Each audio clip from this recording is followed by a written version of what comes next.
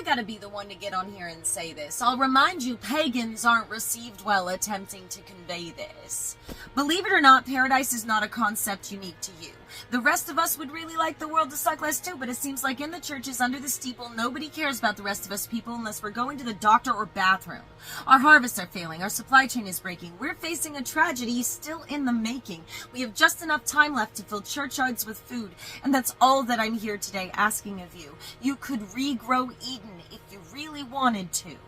The people are sick and tired and hurt while sheep sit in church pews praying for worse, begging Jesus to come back with his sword and cleanse what they don't like from this too broken world. But who broke it? Who could mend it? If God's love is in you, do you get it yet? Eye of newt and silver tongue, by the word it was begun. Eye of newt is mustard seed. It's not so scary once you know what it means, and Jesus said that was all you would need in measure of faith to do anything, even move mountains. We already know how to move mountains. There's no need to show us. The restructuring we really need won't be found in moving hard rocks, but in moving hard hearts and stiff necks. Those that say let them suffer, they get what they get.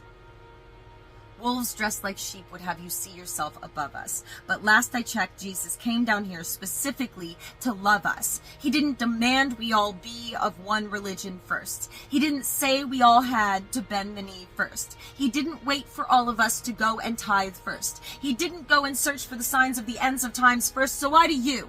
What's your excuse? What lies have your demons been telling you? Why do you doubt what's showing this world God's love would do? I dare you to go to his house and look up at his face, shadowed by thorns, originally placed to show this whole world his utter disgrace. Go stand for your Savior and confess that your faith is not strong enough to show his mercy and grace to those living lives you judge with distaste. Go meet the eyes of a martyr and tell him more time wouldn't matter. Go tell him it's too much of a burden. To care for this world, he should burn it. Go tell him how we're just not worth it. Go tell him how you and yours earned it.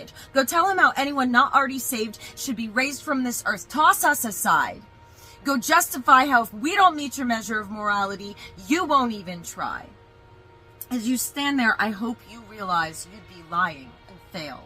And then turn around and tell them all who sent you there. Tell them how a witch from the internet said you need to have faith. You need to walk through this world like you've met God face to face. And to show us that love, you must set aside your distaste and plant paradise here before it's too late.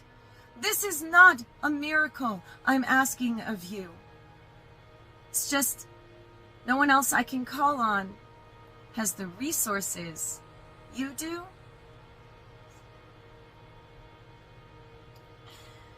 You say the Lord lives in you. So yeah, we're looking at you. If not now, then when? If not you, then who?